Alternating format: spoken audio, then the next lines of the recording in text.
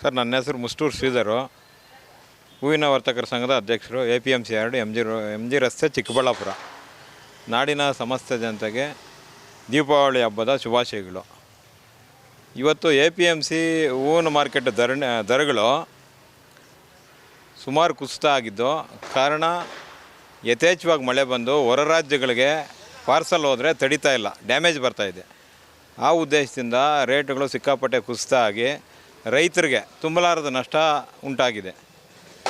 ತೋಟಗಳಾಗ ಹೂವು ಕೀಳಕ್ಕಾಗದೆ ಜಡಿ ಮಳೆ ಸುರಿದು ಡ್ಯಾಮೇಜ್ ಬರ್ತಾ ಇರೋದ್ರಿಂದ ರೈತರಿಗೆ ಪಾಪ ಕೂಲಿ ಆಳುಗಳದ್ದು, ಬೇಸಾಯ ಮಾಡಿರೋದು, ಔಷಧಿ ಸಿಂಪಡಣೆ ಅವೆಲ್ಲ ಖರ್ಚುಗಳು ಬರ್ತಾಯಿಲ್ಲ. ಪಾಪ ತುಂಬ ನಷ್ಟದಲ್ಲಿದ್ದಾರೆ ರೈತರು.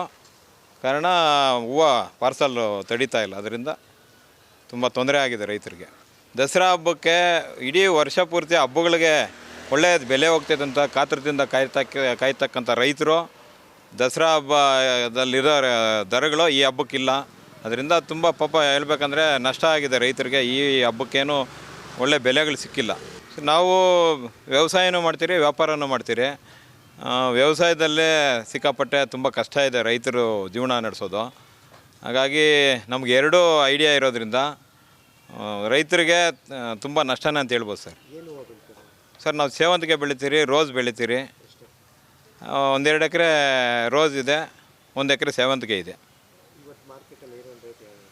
ಇವತ್ತು ಮಾರ್ಕೆಟಲ್ಲಿ 50ರಿಂದ 100-120 ರೂಪಾಯಿ ಮೆರಬಲ್ ರೋಸು, 50 ರೂಪಾಯಿದಿಂದ 100 ರೂಪಾಯಿ ಸೇವಂತಿಗೆ ಸೆಂಟಲ್ಲು. ಅದೇ ರೀತಿ ಸೆಂಟು ವೈಟು 100-110 ರೂಪಾಯಿ, 120 ರೂಪಾಯಿ ಇದೆ. ಚೆನ್ನಾಗಿದ್ದರೆ ಕ್ವಾಲಿಟಿ ಚೆಂಡು ಹೂವು ಬಂದು 10ರಿಂದ 30 ರೂಪಾಯಿ, 40 ರೂಪಾಯಿ.